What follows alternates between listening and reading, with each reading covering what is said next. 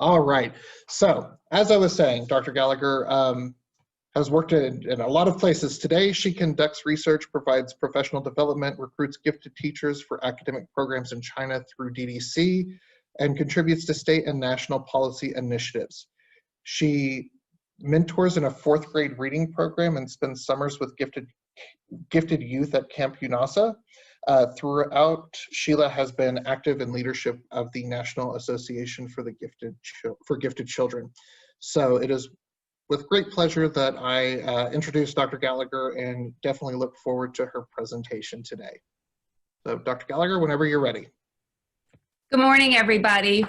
Hello from Charlotte, North Carolina. I must say I would rather be in Santa Fe today, but I'm glad that the world of technology allows us at least some means of being together. So I really appreciate the invitation here today.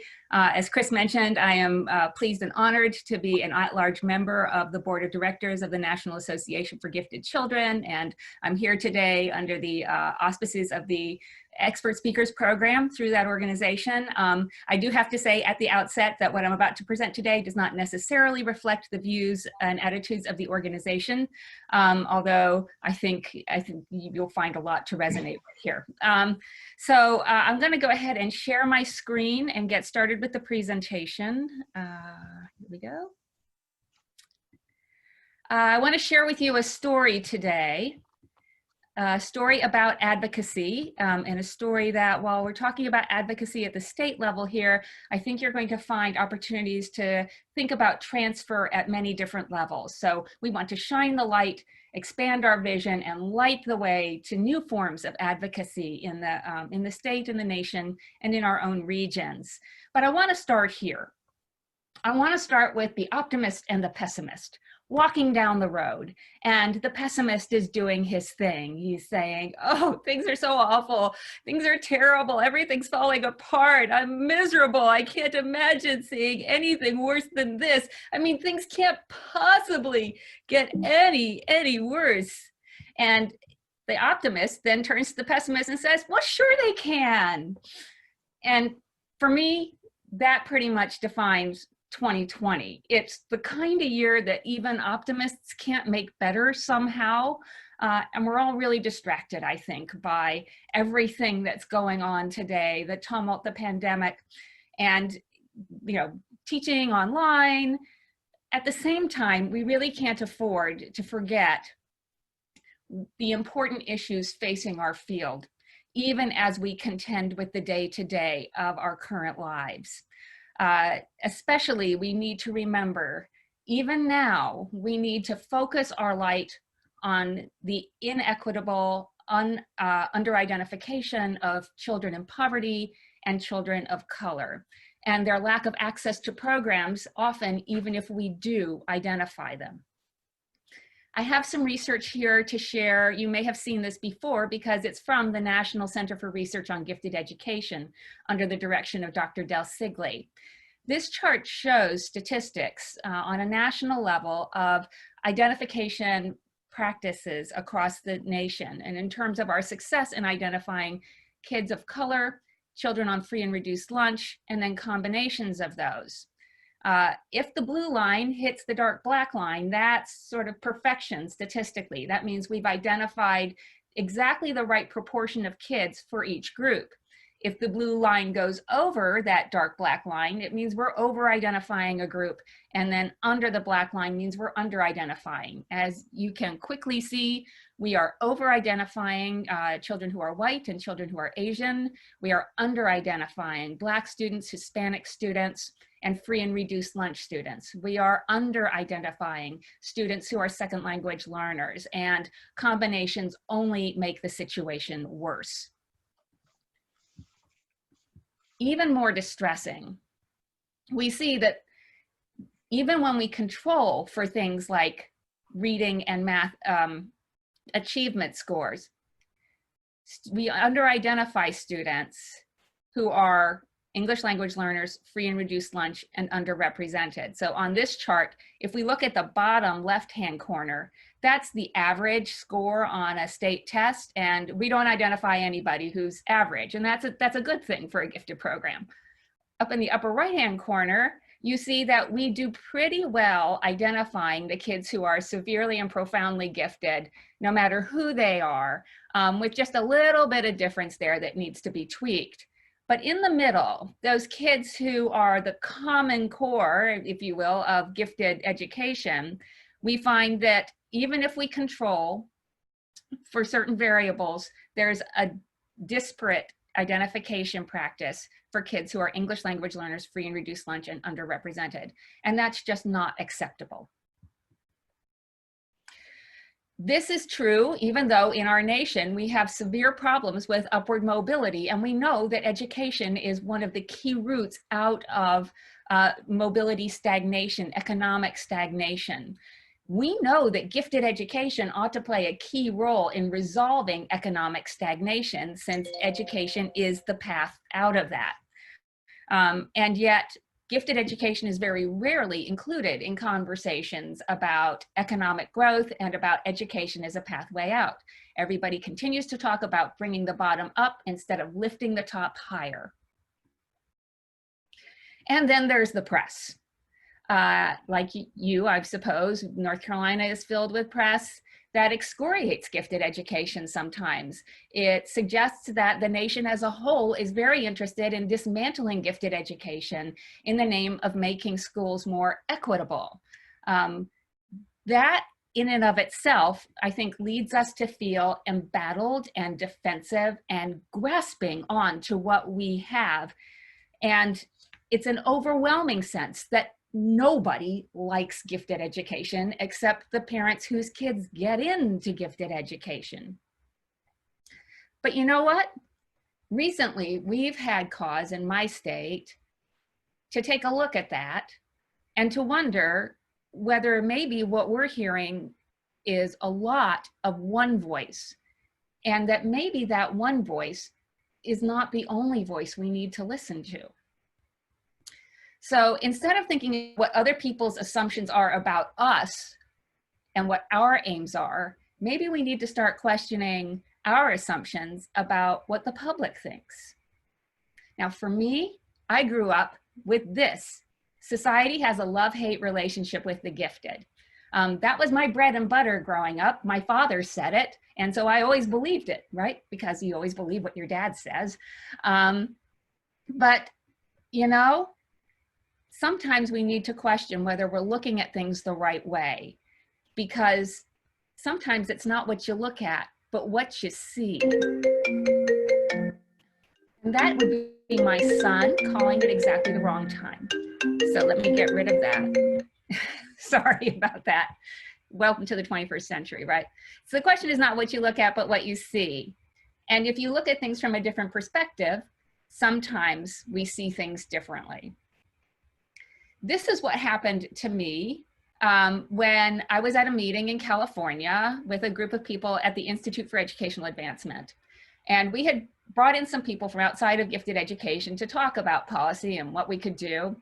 And I brought out my famous phrase, well, you know, society has a love-hate relationship with the gifted. And one of the people outside of gifted education turned to me and said, just exactly how do you know that? And it just brought me up short, because I didn't know how I knew that other than my dad told me. And that question and answer took us to this report, Americans Agree, Public Attitudes Towards Gifted Education. We decided we would take that question and we would test our assumptions. So through IEA, we instituted a national public opinion poll, like a lot of the public opinion polls that we're hearing now about the election and politics. And we asked the public, what do you think about gifted education? Do you understand what it is? Do you agree with the things we want to achieve? In this public opinion poll, we asked 1,400 people who were a random national sample, the same size as a national political poll. And in fact, we used political pollsters instead of choosing people inside of gifted education. So we wanted a degree of remove. We also oversampled several groups, a group that pollsters call opinion elites. They're highly educated, highly active in their communities, and have higher incomes. We oversampled parents. we oversampled Hispanic respondents, and we oversampled African Americans. And the results blew me away. The results were so surprising that I spent a year looking at the data trying to figure out why it was wrong, because people were so overwhelmingly in support of gifted education. When we asked them the question, how significant is this problem, lack of resources for gifted education, over half of the respondents suggested that it was one of the biggest problems in education, or not one of the biggest, but still a big problem. This was especially true for higher income Hispanic and Black respondents. Whoops. We asked them how much of these issues concern them personally, if at all. And I'm going to work from the bottom up. Whoa. I'm going to work from the bottom up. Sorry. And first, take a look at these. 80% or more of respondents said it was a concern to them personally that teachers were inadequately prepared for gifted students, that minority and low-income gifted students are not identified, and that gifted programs are only in high-income areas. Over 70% of respondents thought there were too few schools of the gifted, too few mentorship programs. They didn't like that gifted kids were grouped by age instead of ability, and they want gifted kids to be able to accelerate. And a far fewer percentage, over 50%, but still a far fewer percentage, were concerned that identifying some kids as gifted limits other kids. So very different from what my assumption was that the public was going to say about gifted education. We asked them, do you support or oppose different practices that we value in the field?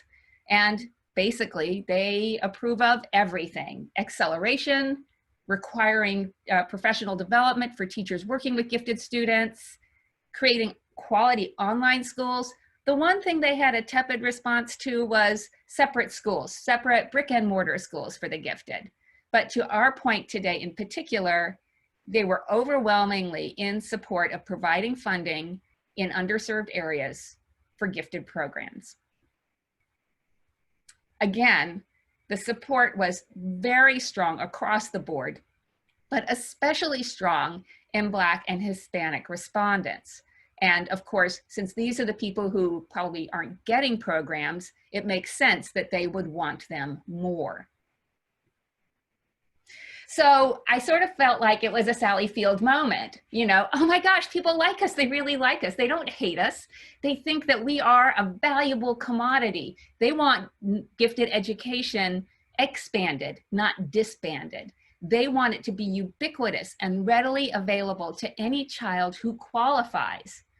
Well, that was a surprise and a delight, and it was something that caused a shift in our thinking in the state of North Carolina.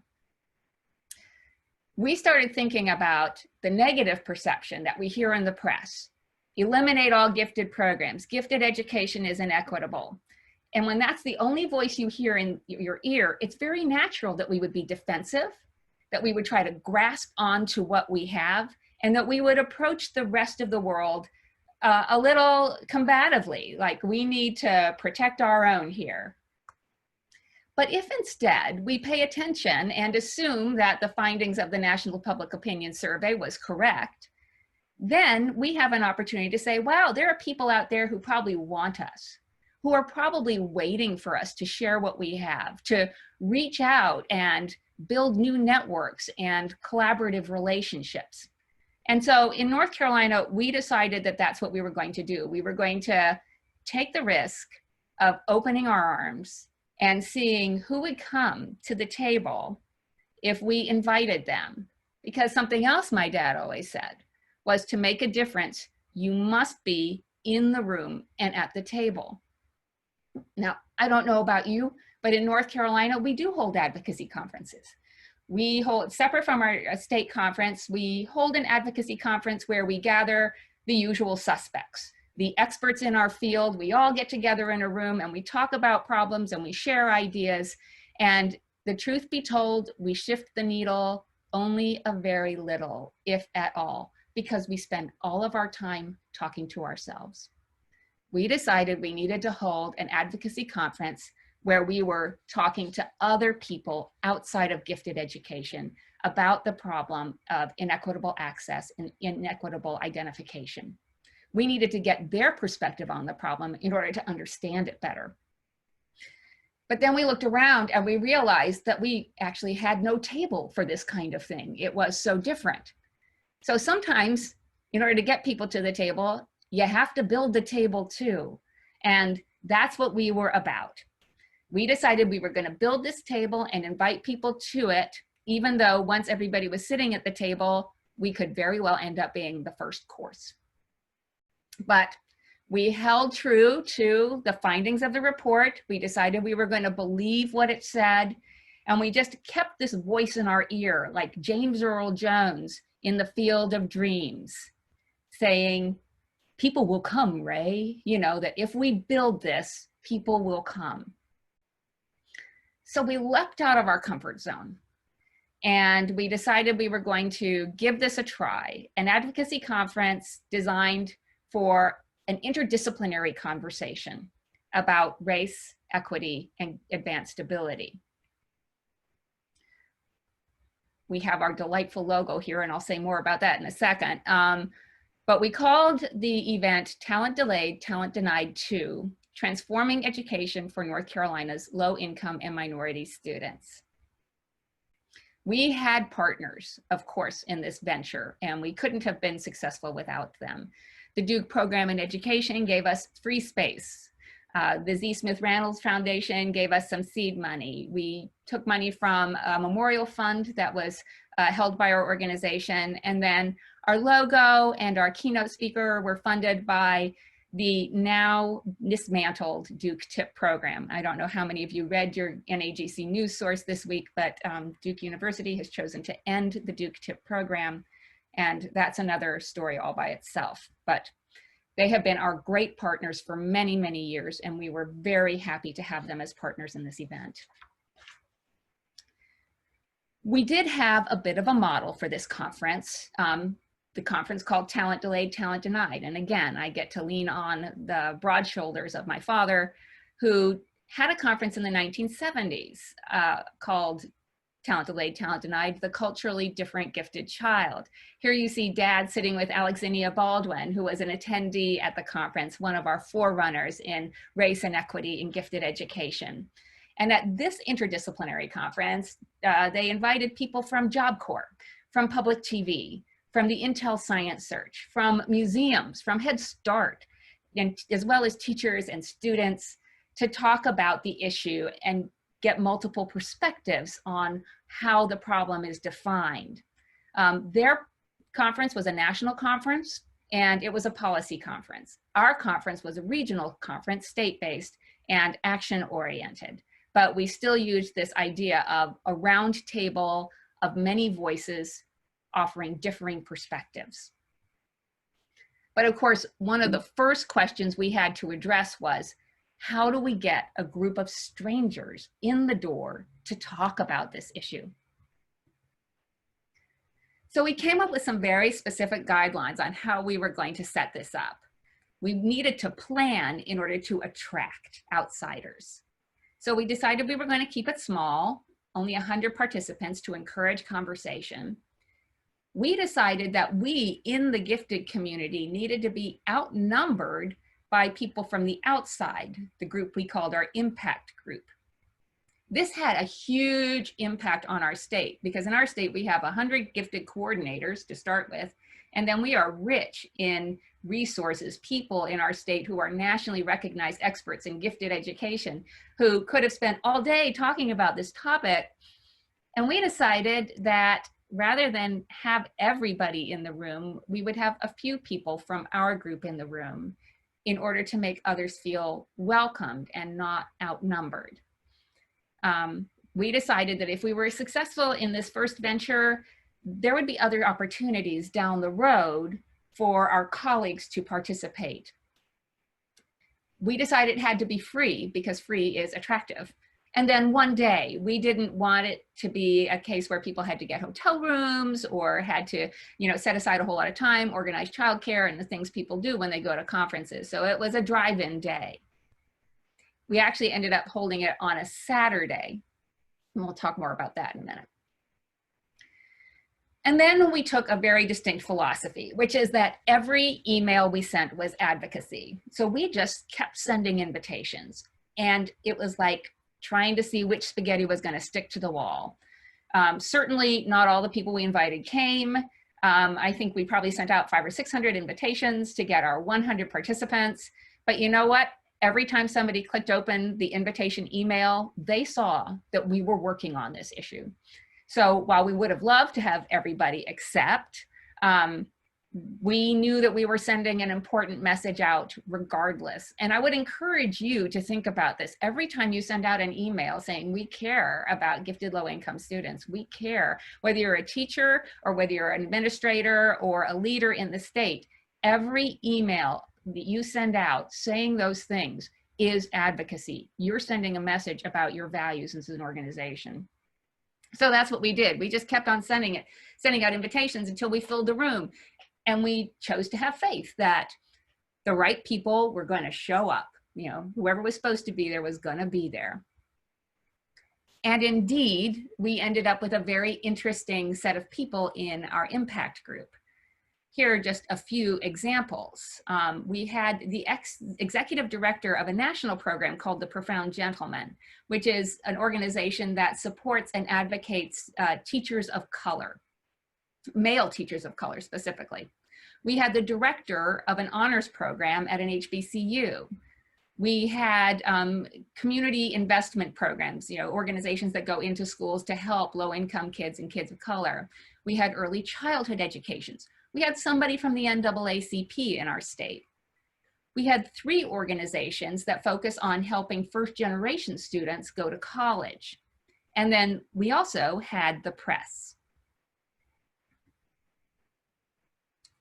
So with that group as our impact group, we had to decide how we were going to structure the program. And again, we made some very intentional decisions. We decided no one in state was going to get the stage. No matter how many experts we had, really anybody who presented from in-state at this conference only spoke for 15 minutes. We had people who we invited, and when they found out they weren't going to get their hour, they decided they weren't going to participate. And while that was sad to us, we decided they were probably not the right kind of person to be in this conversation right now. We had other people who kept asking us, you really mean this? Can't I have a little more time? And we consistently said no. And holding to that ended up being very important. We decided we needed to acknowledge that color is in the room on this conversation. We needed to be guided through the day by someone out of state with the lived experience of growing up as a gifted person of color. We needed to build time in the schedule to have voices inside the field, but also outside of the field. So we needed to spend as much time listening as we did speaking. We wanted to focus on a broad overview of the whole problem, not just focusing on the moment of identification, but what happens up to the point of identification that impacts the identification process? What happens after identification when the child tries to access services? And then what happens around the world of the school, in the home and family and community, that also has an impact on the problem? And most importantly, our focus was on broken systems and not on the notion that the kids were somehow to blame for this problem, that if only they had more grit, everything would be fine. We weren't about fixing children, we were about fixing systems. So here's our slate of presenters, and you'll see some familiar faces right away. We did have 3 people come from out of state. Joy Lawson Davis was our shepherd for the day, and she did a magnificent job. Sally Crissell, who was at that point just barely beginning her term as past president of NAGC, volunteered to come.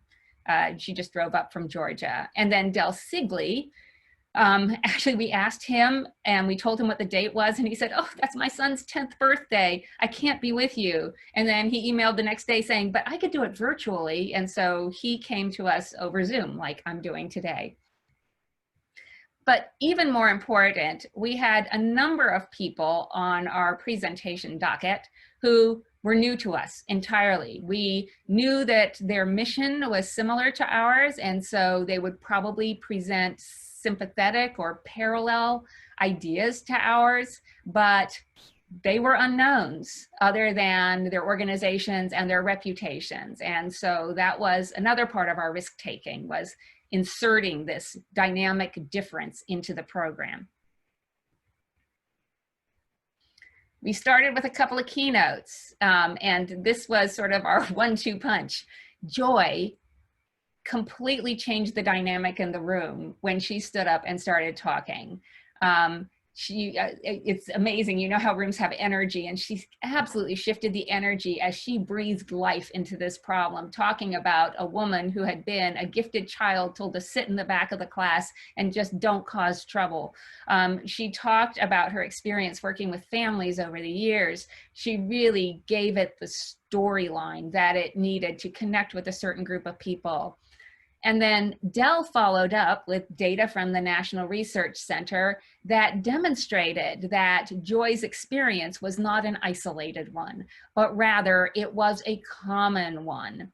And between the two of them, in retrospect, I think we probably could have stopped there and just discussed their two perspectives all day, because it was so rich. And the people from outside of gifted education were at the same time validated in their own personal experiences and surprised at the extent of the problem. But we had the rest of the day planned. The rest of the day was a series of panels, focusing on specific issues around inequitable access. Again, we were very intentional in the construction of these panels.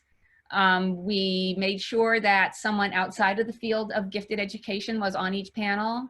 We made sure that someone of color was represented on each of the panels. So again, color was always in the room. And we also made sure that the panel discussions left time for a lot of question and answer and discourse among the participants. And then of course we had students. Here we have a middle school student, a high school student, and a college student who we brought in to do a lunchtime panel discussing their experiences. And as you probably know, they were the hit of the show. They were so compelling in their stories. One was a language learner, and of course two are students of color. And it was just astonishing. One of the favorite questions of the day was, what would you tell Mayor Bill de Blasio he should do about gifted programs in New York? And I don't think I can repeat here what exactly they said, but they got standing ovation for their response. And that's probably all you need to know. So it was a very quick day with a lot of information. And so we thought we had been successful, but of course you never know until you know. So we turned around and we sent out a survey to our impact group. And we asked them, how did this event shift your thinking? 48% said it was new to them. So they were actually, many of them, somewhat familiar with the problem. But 96% said it increased their interest in making gifted education accessible to all students regardless of income or race. 96%. 88% said it increased their interest in advocacy for these students. 100%, every member of our impact group who responded to the survey said it increased their belief that all teachers need information on how to identify gifted low-income students and gifted students of color. 96% said it increased their belief that teachers need access to curriculum that challenges gifted students. And 92% said it increased their belief that North Carolina needs more teachers of color leading gifted education classrooms with certification. This was success beyond our wildest dreams. When we asked them what we should have done differently, they said, well, you should have given us more. We want more interaction. We want more conversation, more breakout sessions, more time to work together in groups to try to come up with solutions to the problem. So while we were afraid that we would hold this event and nobody would come, they went away saying, why was it so short? The highlights, well, Joy, of course, was brilliant. The students, but these things were also interesting to me. Conversation and connection. The data, yes, that validates their perceptions of the way things are, but also the collaborative atmosphere, which really validated the way we set up the program. The variety, and this was interesting. They valued that they were with people they called like-minded professionals. Instead of seeing us as different, they were seeing us as the same. Some comments that they made. I took away a sense of community. Very powerful word. They took away an understanding of the experiences of children of color in gifted programs. That there was a lot of work to do and that we all play a pivotal role in making a change in gifted education. So it's not just our job. The data, blown away by the research, the need to lobby for support for teacher training. They took away that these students are not being identified appropriately, nor are they provided with opportunities. And then the desire that we keep going, the hope that this was not going to be a one and done, but rather a first step in an ongoing advocacy agenda. I would have to say that the sense of gratitude that came through in these evaluation surveys was palpable. Gratitude for a conversation that I'm not sure they even knew they wanted to have, but really seemed to have been missing all these years. And then we got some great press. On the left, you'll see EdNC, which is our state-based education media forum. And you'll see Del Sigley's impact there. This is his phrase, being a talent scout, not a deficiency detective. And so that was one piece that was written and disseminated throughout the state about our conference. The other piece is also really interesting. This is written by our local NPR affiliate who we invited, and I would have to say we hounded in order to get to come to this conference. I actually know this reporter a little bit. We go to church together, and I was just after her, and she resisted and then finally relented. So this article was great, but even more interesting was the email she sent me, which said, "Your persistence in inviting me to that conference was such a gift. It simply energized me. I found myself contrasting that event with what I'd imagine a day-long seminar on the narrower version of giftedness might be like. This was so much more vital and challenging."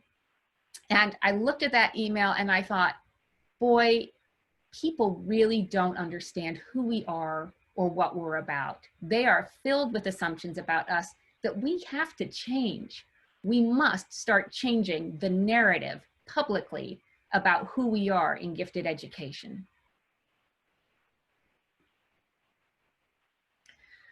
I also want to take a few minutes to talk about what that conference, which was 14 months ago, has spurred in our state, our multiplier effect. Because our intention was never to have a one and done. Now, I don't know about you in the state of New Mexico, but in North Carolina, we struggle a bit getting leadership on our board of directors that represents the makeup, the demographic makeup of our state. Our board tends to be pretty pure white unless we really work at reaching out to get others on board. And so we decided we needed to figure out a way to balance that out. And so based on the excitement of attendees at the conference, we started an advisory group made up of attendees. So, and you'll see we are very successful in getting a diverse demographic for this advisory group. specifically focused on the issue of sustaining interests of gifted children of color and gifted children who are in poverty. Here we have an HBCU represented, we have a former state senator, we have a former assistant secretary of the Department of Education, we have superintendents, we have principals, we have advocates, we have Joy, who has agreed to stay with us in this initiative, and I'm very grateful for that. And then we have teachers, and we are really trying hard to use this opportunity to capacity build as well. I'm thrilled to say that these two teachers will be presenting with Joy at the NAGC National Convention in next month, a few weeks, and that one of them is a Javits Fraser Scholar now. So we try to use this committee in multifaceted way. It's not a heavy lift for these folks. We meet 4 times a year, and we let them help us set the agenda for the things that we need to be doing next. We held a follow-up webinar that was moderated by Tarek Grantham, and the panel included my colleague on the board of directors, Christina Collins, and it was just a way to very quickly provide opportunity after the conference for us to continue the conversation. And we were very careful to let people know that the proceeds from this webinar was going to the cause. We donated the proceeds to the NAGC Martin Jenkins Fund, which goes to a highly able Black student. We had another student panel at our conference. That one at the advocacy conference was so popular. We invited a group of high school students to come talk about their experience, and we got Mary Ruth Coleman, my dear colleague, to moderate that panel, and that one was so powerful there was not a dry eye in the house. These kids have amazing and really heartbreaking stories to tell us. We did have an opportunity to turn their words into an article for PHP, and I would be happy to share that with you. This article is 99% their words, and again, it is just amazing and sometimes chilling what they have to tell us. Like when one woman said, well, when I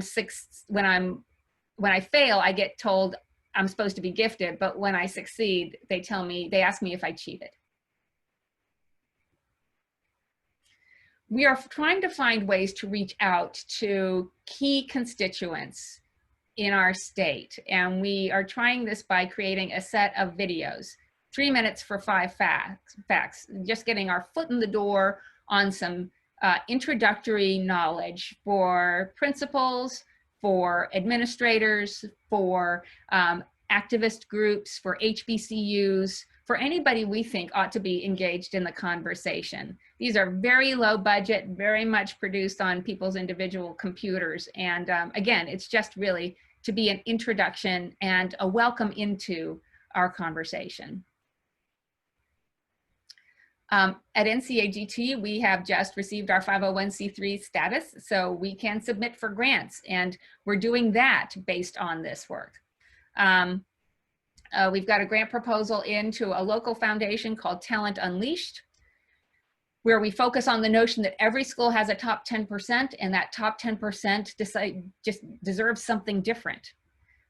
It's a systemic approach, so in order to participate in this grant, we are requiring not only the gifted education coordinator, but also a district administrator, also a district principal, also the curriculum coordinator and the data analyst, so that we get the multi-perspective investment in the problem at the district level as well. We've passed the first hurdle, and we'll hear next month whether we get this grant. But what was fascinating to me was if we hadn't had the advisory group, we wouldn't have had this, because it was the administrators who were talking to each other about the opportunity presented in this grant. And then the other thing that was really important to us was this summer, when all of the unrest began around the murders of Ahmaud Arbery, Breonna Taylor, and George Floyd, and we created our statement of solidarity, just like many others did. We already had credibility on this issue. People in this state knew that we weren't making a statement because everybody was making a statement. We had already started down the road on the conversation, and they understood that we meant what we were saying here. In fact, the whole past 14 months has been like dominoes falling, one thing after another. But none of it would have happened if we had not had the advisory committee, and we wouldn't have had the advisory committee if we hadn't had the conference. So much has come from that one day together on a Saturday. And you know, this conversation can happen at any level, even though I've been talking about what we did as a state organization. And I think it's a valuable model to be replicated in many states. It can also happen at the district level. There are advocacy groups and people who are invested in the lives of children of color and children in poverty who you could call and bring to your local table, building a smaller table for your region. It could happen at the school level with advocacy groups that are multidisciplinary, taking a look at this problem from dynamics and perspectives that we frankly haven't considered yet because we haven't been engaging in that conversation. That's not to say that we weren't without some shocks and some new agendas for us to really approach as we did listen to the multidisciplinary perspective. For me, one of the most compelling was something that I sort of kind of knew, but I didn't know as directly or deeply as I learned it during that one-day conference. And that was this: even if we identify gifted students from poverty who are of color, even if we provide them with a program that we think is wonderful, there are many parents who will choose to not take advantage of that program. And what I heard quite loudly was, gifted education. Why would I do that to my child? From the parents of color in the room that day. Why would I put my child in a program where the other children don't look like my child, where the teacher doesn't look like my child, where the curriculum does not reflect the life of my child? Maybe my child is better off socially and emotionally in the regular classroom, where they are more likely to encounter teachers and students and perhaps curriculum that is reflective of their experience. That was chilling to me, the idea that we would have this bright child ready for something more. But the parents would say, for sociological reasons as much as anything, no, I'm not going to do that because you could actually do harm to my child by putting them in this setting. So I think for us in gifted education, we need to acknowledge that identification is important, but it is just the first step. That our agenda needs to include more teachers of color in gifted education, more, much more culturally responsive curriculum and instruction in our programs. And we really need to go back to the notion of identifying cohorts and not individual students for gifted programs. They are right that the kids' social and emotional needs need to be met, and we need to listen when they say that being the only one in a classroom is not that.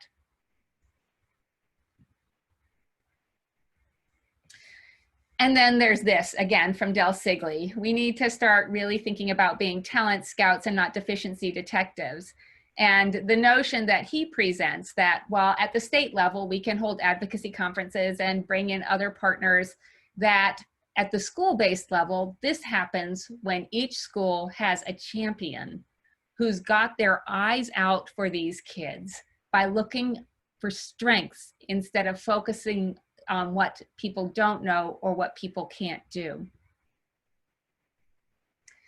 Del presents this model that if you have a champion inside a school ready to support a gifted child, ready to talk to anybody about that gifted child and that child's needs, then that champion can spur professional development, which will improve awareness across the school, which could spur changes in identification practices, which can spur best practice in identification, which can spur increased identification and the opportunity to develop cohorts, and improve acceptance down the road in services across the board. That It can spur improvements in the program services and the kind of curriculum that's offered. That it can spur communication, and it can spur, most importantly, trust among the kids and the parents who we are so eager to reach. So it works at the small level as well as at the state level. What we need to do is to really focus on being champions. So maybe there is some reason for optimism. We certainly found that we had partners and people who were just eager to talk to us, waiting for the conversation, ready to get on board. But what they needed were people to lead. They saw, and we need to recognize, we have something of value to offer. We need to recognize that we are more powerful than we know, and we need to start using that power for the good. We need to recognize that people are waiting for us to light the way. We need to stop talking to ourselves and start facing outward to have the conversation in a different way. If we don't do it, no one will. This is our problem to solve.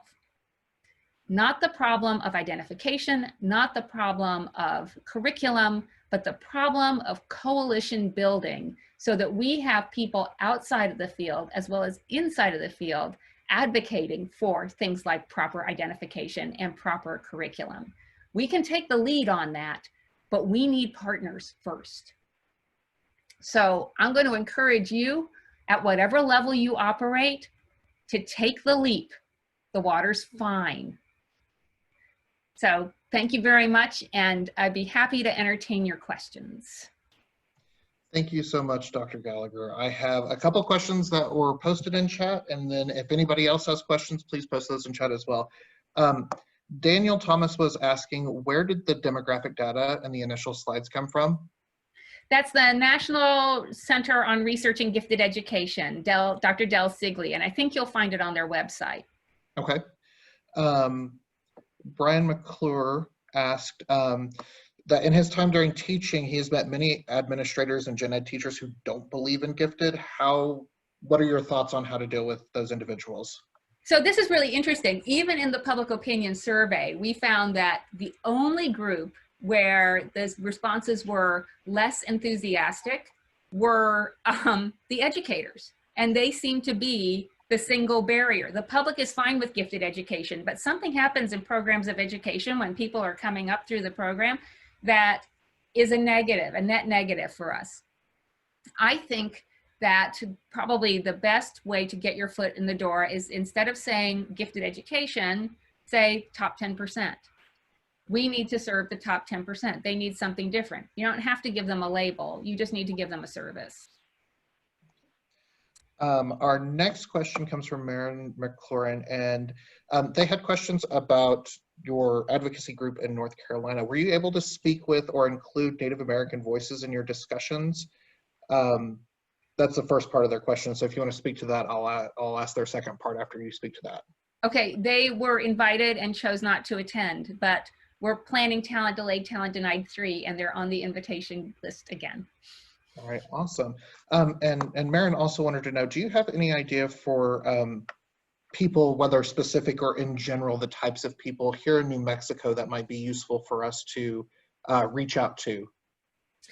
I would say I would start out with the same sort of categories that we started with: advocacy groups, early childhood education, groups that advocate for children of color, you know, those people who need to be, we actually included people from the faith community, which is strong here in North Carolina, because we think that a lot can happen at church that won't happen at school, because many of these communities are more comfortable with church than they are with school. And so what I would do is I would take a look at who are the people we need to have in the room, who are the people who could influence or push the needle, and invite those groups. Okay. Are there any other questions? I don't see any in chat. What other questions do we have for Dr. Gallagher? Oh, my apologies. I'm sorry I mispronounced your name. Thank you for correcting me. Natalie Derringer is asking, did you include elected officials in your initial meeting? We tried to. We invited the entire State Board of Education, as well as people from the Department of Public Instruction. I really didn't go into this, but some of the things I would do differently next time is not hold it on a Saturday. I think we didn't get people coming from the legislature or our DPI because of the day. We also ended up competing with a lot of soccer games, which I wouldn't want to do again. Molly Isaacs McLeod would like to know, do you suggest focusing your advocacy more on the state or federal level? I think we desperately need stronger federal legislation in gifted education. And I know that there's conversation on the board level of replicating this model somehow at the national level. So I'm pretty passionate about that need. I think in the short term, replicating this at the state level is going to go further faster. So I think it's really more a both and than an either or. Okay. So another question that we have, Lori would like to know this, Lori Kamali Kaplan would like to know this. How are your initiatives proceeding in the age of COVID? Well, it's COVID. What we've done is and I didn't talk about this either, over the summer after we put out our statement of solidarity, we did PD, a lot of PD, free PD on the issue of culturally relevant gifted education. And that has been very well attended. Again, free of charge and focusing on group books like The Dream Keepers, like Culturally Responsive Curriculum in the Brain. And so we've reached out that way. The advocacy committee is continuing to meet, and we are planning the next conference. We decided that the next conference has to be face-to-face again because the intimacy is so important, but we're continuing to plan. We're continuing to work on the videos, which we can disseminate. And what we're really looking at also in the interim is who can we bring to the Zoom table who would not necessarily come to a physical table. So could we get a round table of HBCUs to come to a conversation over Zoom, even though they probably wouldn't get in their cars and drive to us? So, you know, those are the kinds of things we're thinking about right now. Okay, let's see. CES PTA asks, is there any specific advocacy you're doing or your group does in terms of girls? We're not looking at gender right now. Our focus is pretty specific, but I agree we need to get back to that big time. And then Joanne Foster wants to know, if you had one wish to move the needle, what would it be?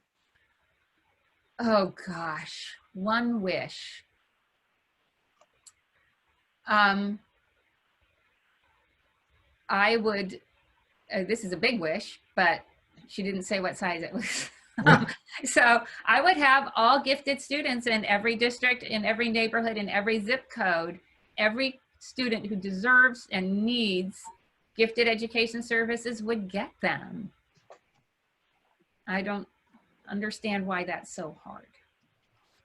I mean, I do, but I don't. Mm-hmm. What other questions do we have for Dr. Gallagher?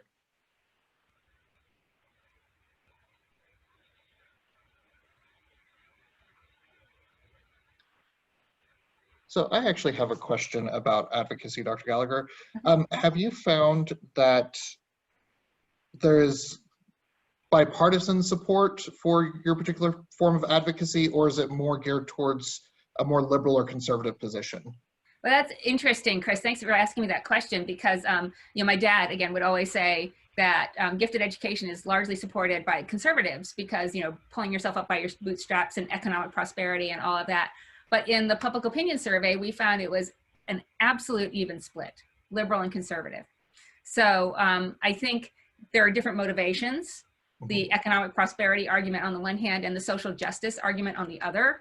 I certainly think we should be taking advantage of both. Okay. Natalie has another question. Have you investigated the biases for and against gifted ed and teacher training programs? And if so, what have you found? I don't know of any research in that specifically. I mean, I certainly have that as my personal experience. You know, what I'll tell you what my intuition is, and that's this. Because gifted education is not required as part of pre-service preparation for teachers, we don't get a voice in there. And the only voice that gets communicated is the voice that I think mistakenly thinks of equity as being the same for everybody, instead of equity being everybody's needs being met at their own appropriate level. I think we desperately need pre-service course in gifted education as part of basic teacher preparation. I think we're not going to solve a lot of this problem until we get that. Right. So we have time for the one last question. I'm sorry. We want to make sure that we're respecting everybody's time and staying on schedule. So what advice would you have on how to provide training and support for school leaders to implement quality gifted education, from Dr. Brenda Small? Could you do that? I know we're running out of time, but give that to me again. What advice do you have on how to provide training and support for school leaders to make sure quality gifted ed happens? I would start with the subtle approach. And talk about the top 10%. I would go back to books like The Dream Keepers. I read that again this summer. I read it when it first came out, but I read the second edition to do some of the PD this summer, and I was really taken with the fact that just about all she talks about in there is really gifted education. Focusing on the top, the culturally relevant curriculum of the brain, it is all best practice in gifted education, right there. So if we can find the side doorways into the conversation about what the upper level looks like, and about the kids who desperately need this upper level, all the kids, I think we're going to be more successful than if we approach it in the traditional way, where we do run the risk of seeming like people who want to be elitist and separatist. And what was that title again? Which, culturally responsive teaching in the brain? It's right up there. The Dream Makers? Dream Keepers. Dream Keepers. Yes, yeah. Okay. All right, everybody. I'm sorry. I know that we would love to keep the conversation going, and I see some of you have some questions that we're unfortunately not going to be able to get to. We would like to thank Dr. Gallagher for her presentation. Thank you so much for your words on advocacy today.